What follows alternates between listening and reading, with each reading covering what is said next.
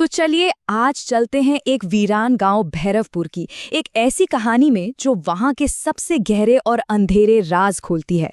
ये कहानी है एक आहट की, एक ऐसी आहट जो अगर एक बार सुनाई दे जाए तो फिर कभी पीछा नहीं छोड़ती। इस कहानी में थोड़ा और गहराई से उतरते हैं। जरा सोच कर देखिए, एक ऐसी आवाज जो है तो कदमों की, पर वो कदम किसी इंसान के हैं ही नहीं। एक ऐसी आहट जो एक बार शुरू हो जाए तो बस कभी खत्म ही ना हो।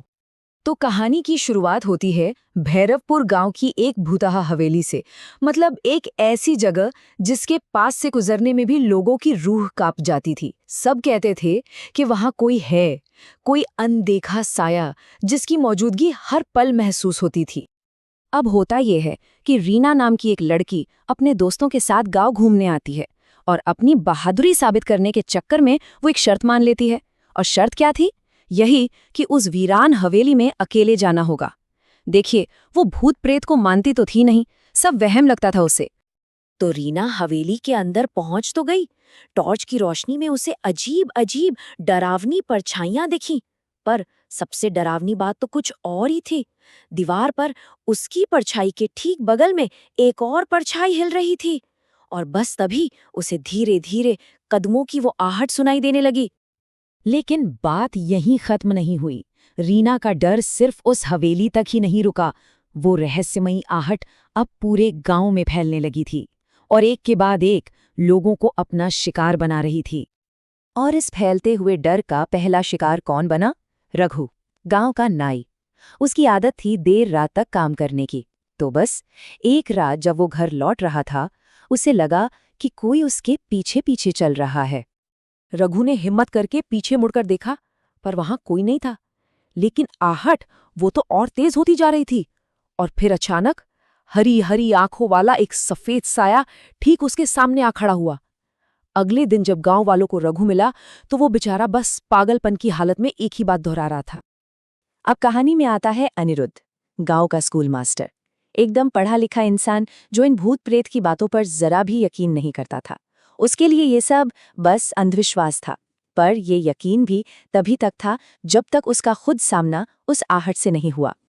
हुआ यूं कि एक रात अनिरुद्ध भी हवेली के पास से गुजर रहा था। तभी उसे अपने पीछे भारी जूतों की आवाज सुनाई दी।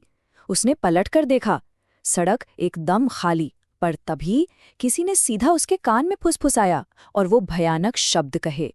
तो देखिए, हर किसी का एक्सपीरियंस अलग था, है ना?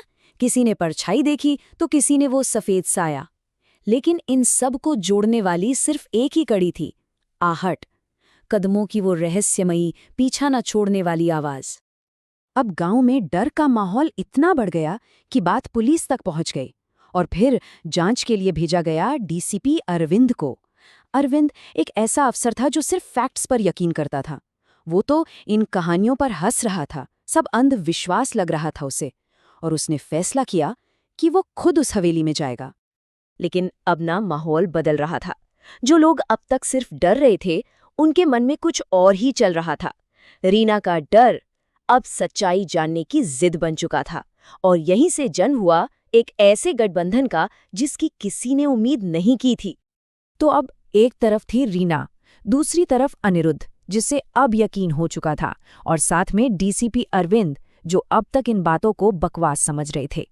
पर अब ये तीनों समझ चुके थे कि इस आहट का राज हवेली के तहखाने में ही छिपा है, और उन्होंने मिलकर फैसला किया कि वो उस डर का सामना करेंगे।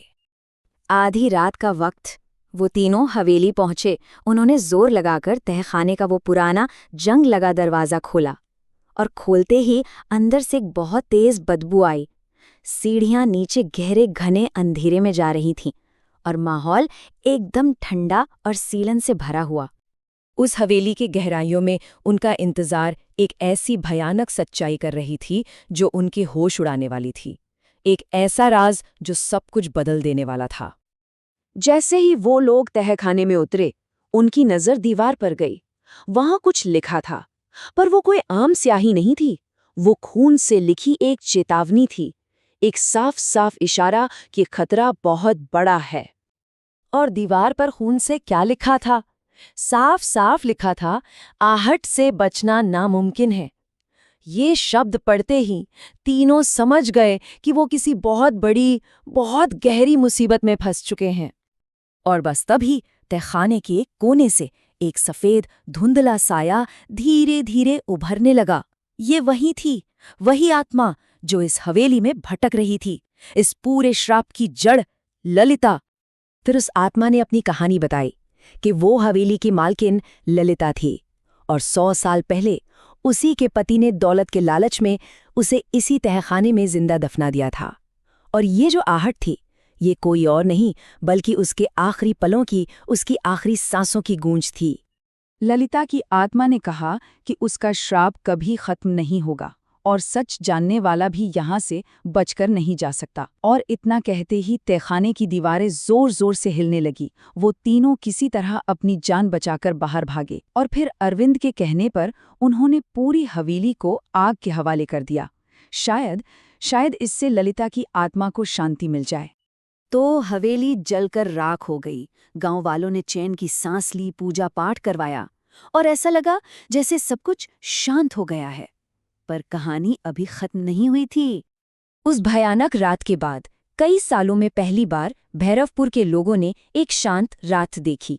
वो डरावनी आहटें बंद हो गईं और गांव में सब कुछ एकदम नॉर्मल लगने लगा।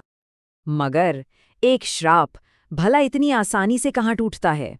कुछ ही रातों के बाद रीना अपने कमरे में अकेली थी जब उसे फिर से वही जानी पहचानी धीरे धीरे कदमों की आहट सुनाई दी। हवेली का राज तो खुल गया था, पर आहट अब भी जिंदा थी। कहते हैं जो एक बार इस आवाज को सुन ले, ये साए की तरह उसका पीछा करती है। तो सवाल ये है कि अब ये आहट किसे सुन रही है।